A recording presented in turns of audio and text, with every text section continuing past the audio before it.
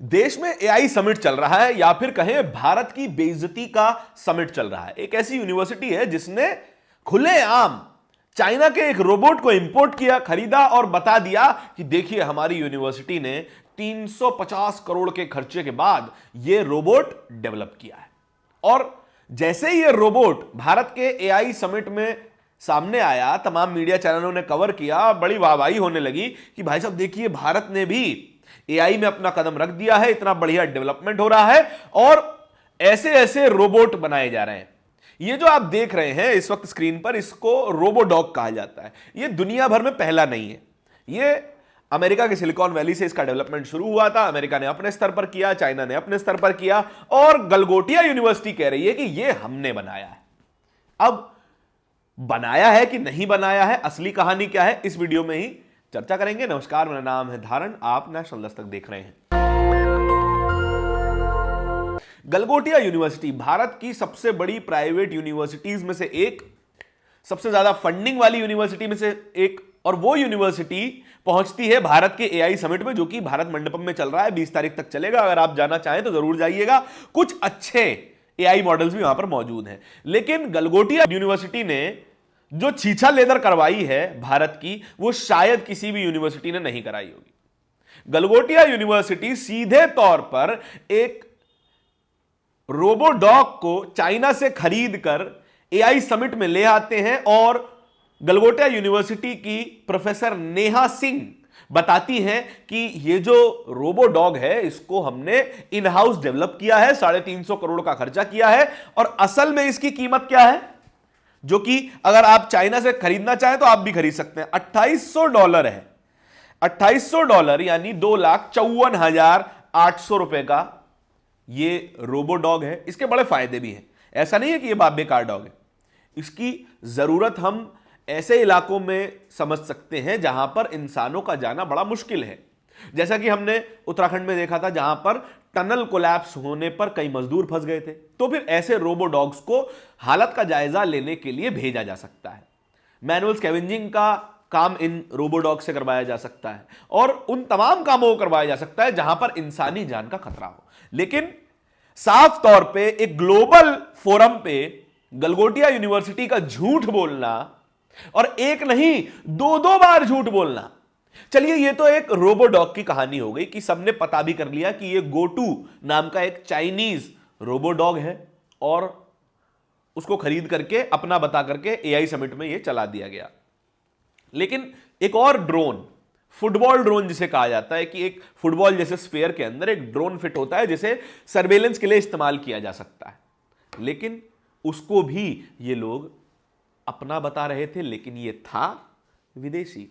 $423 का, $423 के इस ड्रोन को भी गलगोटिया यूनिवर्सिटी ने अपना बता दिया। देखिए, इन लोगों को शर्म तो आती नहीं है, लेकिन भारत सरकार को शर्म आई और इन्हें स्टॉल खाली करने के लिए कह दिया गया। India's Galgotia university asked to vacate the AI summit expo after passing off Chinese robot as own invention, government sources. इनसे कह दिया गया कि आप देखिए, आपने जितनी बेइज्जती करवानी थी करवा ली, अब जाइए अपने रास्ता नापिए। आप जैसी यूनिवर्सिटीज की यहां पर कोई भी जगह नहीं है। पीयूष राय इसी वीडियो को शेयर करते हुए, जहां पर नेहा सिंह, प्रोफेसर नेहा सिंह गलगोटिया यूनिवर्सिटी की डीडी के एक रिपोर्टर, दूरदर्शन के एक रिपोर्टर से बात करती हुई नजर आ रही हैं और क्या कहा है, I feel bad for professor Neha Singh, it was the Galgotia university which made it self look like a fool at a global stage, but it is to be Neha Singh to be used as a scapegoat। अब कह दिया जाएगा ये तो नेहा सिंह की गलती थी, हमने कुछ नहीं किया था। गलगोटिया यूनिवर्सिटी का इस पूरे मामले से कोई लेना देना नहीं है और जो हमें भगाया गया है यहां से, भारत मंडपम से अपना स्टॉल खाली करने के लिए कहा गया है, उसकी सारी जिम्मेदारी नेहा सिंह की है।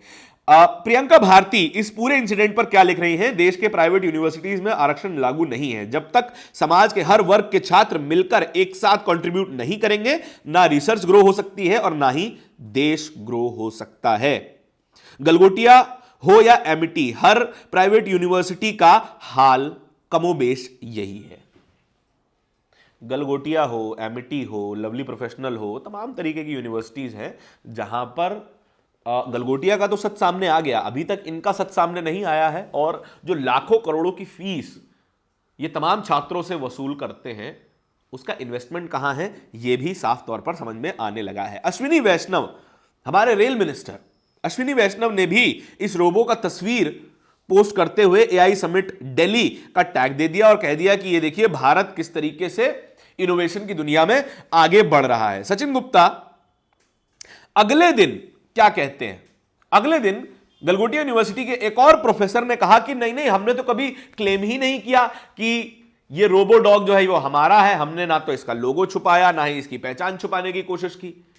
ये एक और प्रोफेसर कह रही हैं। लेकिन गलगोटिया यूनिवर्सिटी की वेबसाइट पर इसका वीडियो साफ तौर पे दिखाई दे रहा है और साफ तौर पे देख सकते हैं कि किस तरीके से ये विदेशी रोबोट को अपना बताने की कोशिश करें। एक सरकास्टिक टोन लिया है रणविजय सिंह ने। रणविजय सिंह ने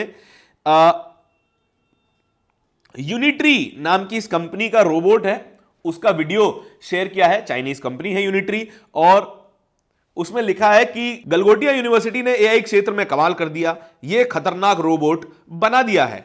इस उपलब्धि के लिए गलगोटिया यूनिवर्सिटी का नाम Guinness book of world record में दर्ज किया जाना चाहिए। एक सरकास्टिक टोन है, लेकिन इस बात पर आपको थोड़ा सोचना चाहिए कि अगर आपके पास दिखाने को कुछ भी नहीं है तो आप बेहतर है ना जाएं, बेहतर है कम से कम आप देश की बेइज्जती ना करवाएं।